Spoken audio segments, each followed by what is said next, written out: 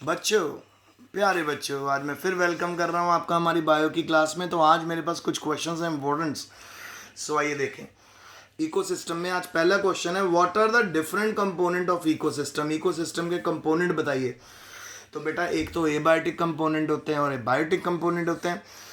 Abiotic component में हमारे सारे इनऑर्गेनिक सब्सटेंस आ जाते हैं, मिनरल आ जाते हैं, ऑर्गेनिक सब्सटेंस आ जाते हैं, अलग अलग क्लाइमेटिक कंडीशंस आ जाती हैं, टेम्परेचर हो गया, पीएच हो गया, लाइट होगी, ये सारे इनऑर्गेनिक कंपोनेंट है। ठीक है, एबायोटिक। और बायोटिक में क्या आ जाते हैं? Producers and consumer. प्रोड्यूसर क्या करते हैं? इनऑर्गेनिक न्यूट्रिएंट्स को ऑर्गेनिक कंपाउंड में कन्वर्ट करते हैं और कंज्यूमर उनसे रिसीव करते हैं। ठीक है, फिर उसके बाद बायोटिक कंपोनेंट में हमारे प्रोड्यूसर्स और ऑटोट्रॉप्स क्या होते हैं? जो जिनके पास कैपेसिटी होती है अपना खाना खुद बनाने की और जो आसानी से अपनी रेडिएशंस और एनर्जी को फिक्स कर सकते हैं, सन की लाइट को, और फूड प्रोड्यूस करते हैं, स्टार्च प्रोड्यूस करते हैं। कंज्यूमर होते हैं हेटेरोट्रॉप्स, यानी हम अपना खाना खुद नहीं बना सकते, पर अपना खाना हम किससे, जल्दी जाओ बाहर, अपना खाना हम किससे रिसीव करते हैं? अदर ऑर्गेनिज्म से रिसीव करते हैं। जल्दी जाओ बाहर। सो इनमें सबसे पहला जो कंज्यूमर है हेटेरोट्रॉप, पहले आ जाते हैं जी हर्बीवोर। मुझे नहीं पता, हर्बीवोर जो है वो ग्रीन प्लांट्स के ऊपर डिपेंड करते हैं और वो क्या करते हैं? एज अ फूड क्या खाते हैं? प्लांट्स। सो हर्बीवोर में कौन आ गया? डियर आ गया, रैबिट आ गया, ये हर्बीवोर। फिर कार्निवोर जो खाते हैं मीट, ठीक है, जो वेजिटेबल्स नहीं खाते, ये हर्बीवोर्स को खाते हैं। जैसे रैबिट को खाता है लायन, डियर को भी लायन खाता है। सो ये एग्जांपल होगी हर्बीवोर की। फिर आगे बच्चों डीकम्पोजर्स। डीकम्पोजर क्या करते हैं?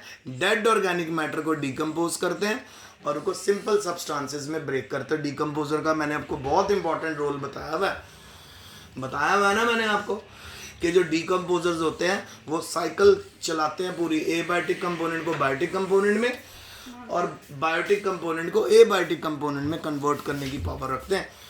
तो जितने भी डीकम्पोजर्स हैं जब डेड बॉडीज़ के ऊपर काम करते हैं तो वो उनको प्रॉपर इनऑर्गेनिक कंपोनेंट्स में ब्रेक कर देते हैं।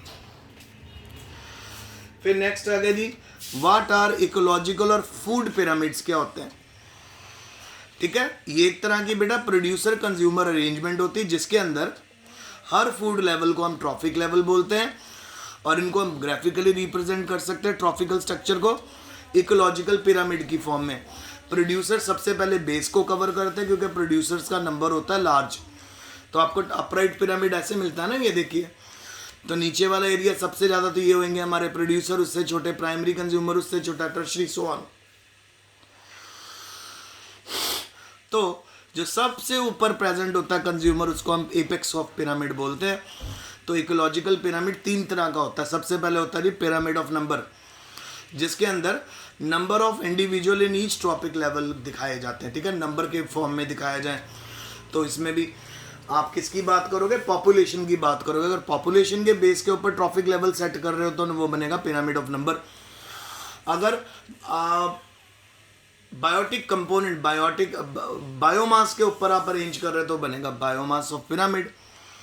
ठीक है, फिर उसके बाद पिरामिड ऑफ एनर्जी, जिसके अंदर जिस ट्रॉफिक लेवल में सबसे ज़्यादा एनर्जी होगी वो सबसे पहले और जिसमें सबसे कम एनर्जी होगी वो बाद में। तो अगर आप तो पॉपुलेशन या नंबर के बेस पे अरेंज करोगे ऑर्गेनिज्म के तो पिरामिड ऑफ नंबर बन जाएगा। अगर उनके बायो कंटेंट के ऊपर करोगे, बायोमास पे, तो पिरामिड ऑफ बायोमास बन जाएगा। अगर उनके एनर्जी कंटेंट पे करोगे तो पिरामिड ऑफ एनर्जी बनेगा।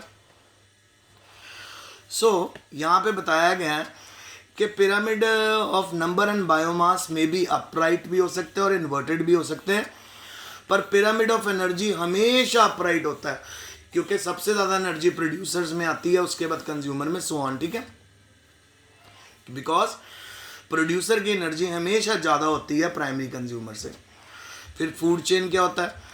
ये वो प्रोसेस है जिसमें एनर्जी ट्रांसफ़र करती है from producers through a series of organism, जैसे primary consumer to secondary consumer, from secondary consumer to tertiary consumer, from tertiary consumer to so on.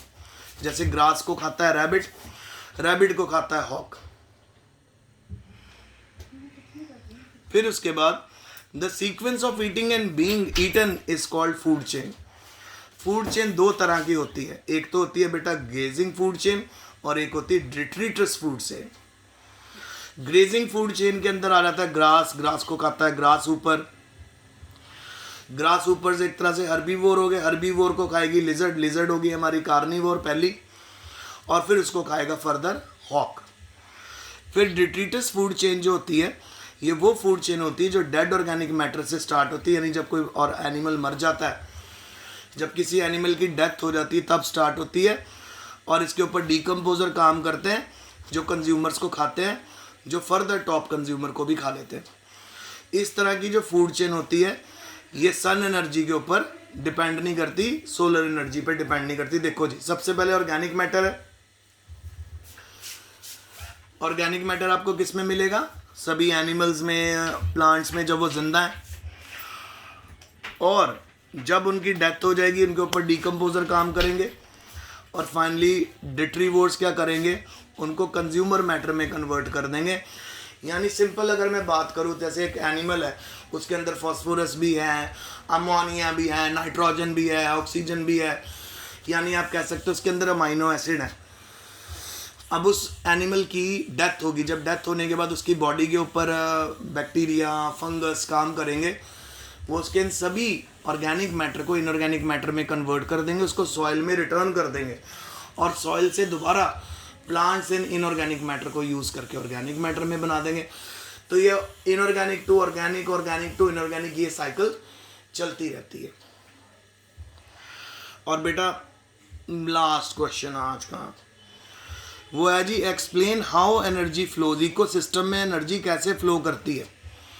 1 से 4% टोटल एनर्जी जो सोलर एनर्जी होती है वो प्लांट यूज़ करते हैं फोटोसिंथेसिस के लिए।